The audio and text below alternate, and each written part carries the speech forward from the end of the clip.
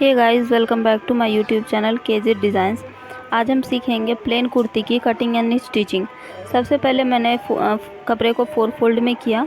उसके बाद मैंने उसके शोल्डर को शोल्डर मैंने लिए हैं 7 इंचेस और आर्म होल को मैंने लिए 6.5 इंच। उसके बाद मैंने लिए हैं अपने गले की विड्थ की लंबाई ली है 3 इंच एंड लेंथ भी रखी है हमने 3 इंच।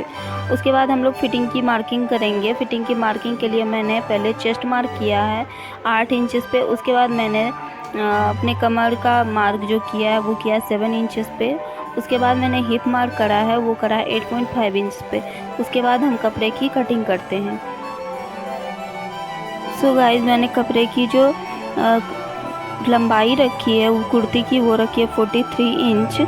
क्योंकि मेरे वीडियो का कुछ पार्ट मेरे से डिलीट हो गया, इसलिए मैं नहीं दिखा पाई कि गले की कटिंग कैसे की है, पर मैं नेक्स्ट वीडियो में ज़रूर दिखाऊंगी।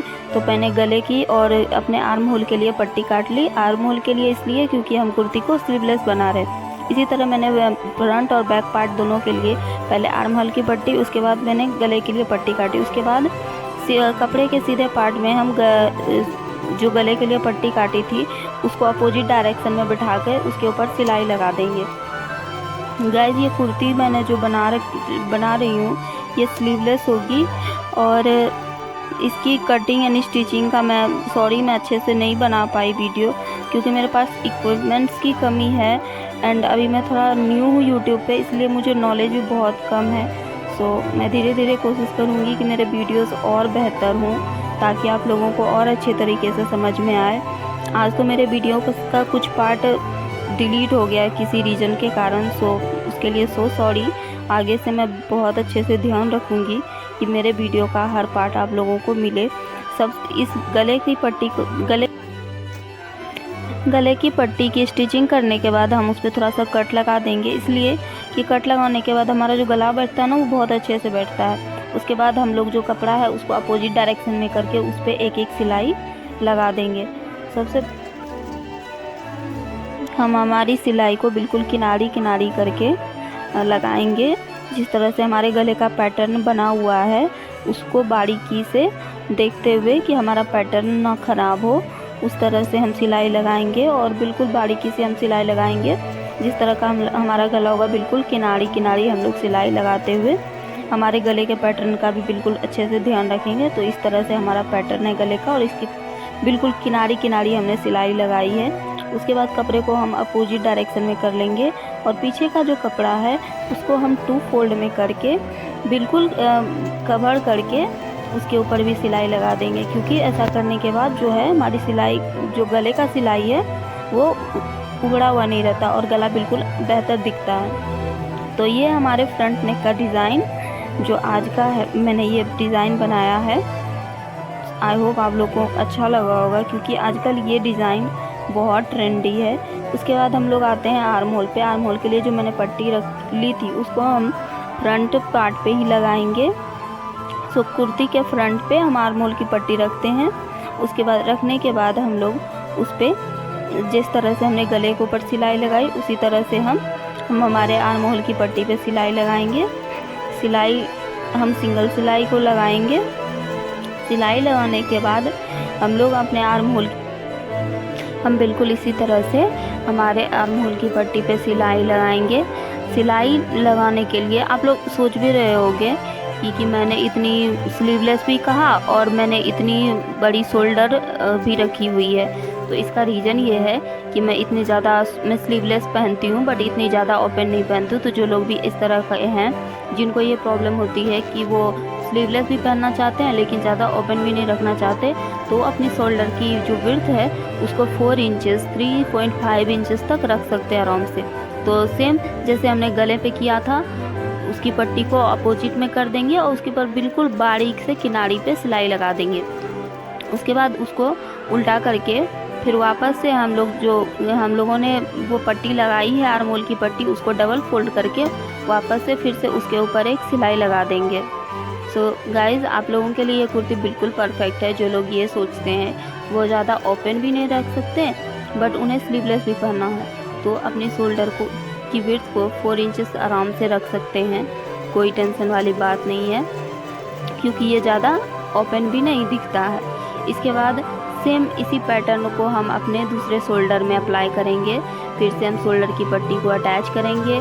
उसके बाद उसको अंदर से उसके लाइन पे हम सिलाई लगाएंगे। उसके बाद उसको डबल फोल्ड करके हम लोग स्टिच कर देंगे। तो ये हमारा फर्स्ट जो फ्रंट पार्ट है वो रेडी है, आप लोग देख सकते हो। इसका आर्म होल भी बन गया है और ये फ्रंट का नेक भी बन गया है। तो हम बैक पार्ट लेते हैं। बैक पार्ट पे भी हमें सेम चीज़ करना है। हमने जो बैक पार्ट के लिए गले के लिए जो कपड़ा काटा था उसको हम रखते हैं। उसके ऊपर के फ्रंट पार्ट पे बैक पार्ट के सीधे साइड में हम गले को रखते हैं। उसके ऊपर हम सिलाई लगाते हैं उसके किनारे किनारे। उसके बाद सिलाई लगाने के बाद उसको भी हम थोड़ा सा कट करके उसके बाद उस कपड़े को हम अपोजिट डायरेक्शन में कर देंगे, जैसा कि आप लोग वीडियो में देख पा रहे होंगे। उसके बाद हम लोग उसी पैटर्न में जैसा हमने फर्स्ट फ्रंट पार्ट में फॉलो किया था, हम कपड़े को उल्टा करेंगे। उल्टा करने के बाद बिल्कुल उसके किनारी उल्टा करने के बाद बिल्कुल उसकी किनारी में सिलाई लगाना स्टार्ट करेंगे। सिलाई लगाने के बाद फिर से हम उसको उल्टा करेंगे, जिस तरह से हमने फ्रंट पार्ट में किया था उसको अपोजिट करके। उसके बाद उसको डबल फोल्ड करके हम अपने गले के पार्ट को भी सिल देंगे। जैसा कि आप लोग देख रहे हो बिल्कुल कितना अच्छा बोट नेक में गला बन के आया है हमारा। सो आजकल ये बोट नेक की कुर्ती जो होती हैं बहुत ज़्यादा ट्रेंडी होती हैं। लॉन्ग बोट नेक और लॉन्ग लेंथ की बोट नेक कुर्ती बहुत ज़्यादा ट्रेंडी होती हैं आजकल, बहुत ज़्यादा ट्रेंड में है ये सारी कुर्तियाँ। सो इस तरह से हम अपना गला कर लेंगे। देख रहे हो आप लोग, देख सकते हो पीछे से भी ये गला की कितनी अच्छी फिनिशिंग आई है। उसके बाद वही सेम पैटर्न हमें फॉलो करना है। इसके आर्म होल के लिए भी आर्म होल की पट्टी पे भी हम लोग आर्म होल पे एक पट्टी डालेंगे। उसके बाद उसको किनारे स्टिच करके सेम पैटर्न हम उसके दूसरे आर्म होल पे भी करेंगे। उसके ऊपर पट्टी डालना है, उसके ऊपर से स्टिच करना है। उसके बाद उसको अपोजिट डायरेक्शन में करके फिर दोबारा से हमने जो पट्टी डाली है उस पट्टी को कवर अप करके उसकी सिलाई कर देनी है। अब हमें क्या करना है, दोनों पार्ट को सिलना है। तो उसके लिए सबसे पहले हम फ्रंट पार्ट लेंगे, उसके ऊपर अपोजिट डायरेक्शन में हम लोग बैक पार्ट जो है हमारा उसको रख के स्टिच कर देंगे। तो दोनों शोल्डर पार्ट्स को हम लोग स्टिच करेंगे। दोनों शोल्डर पार्ट को स्टिच करने के लिए उस पर हम सिलाई लगा देंगे। तो देखिए किस तरह से हमारा शोल्डर भी अटैच हो गया है।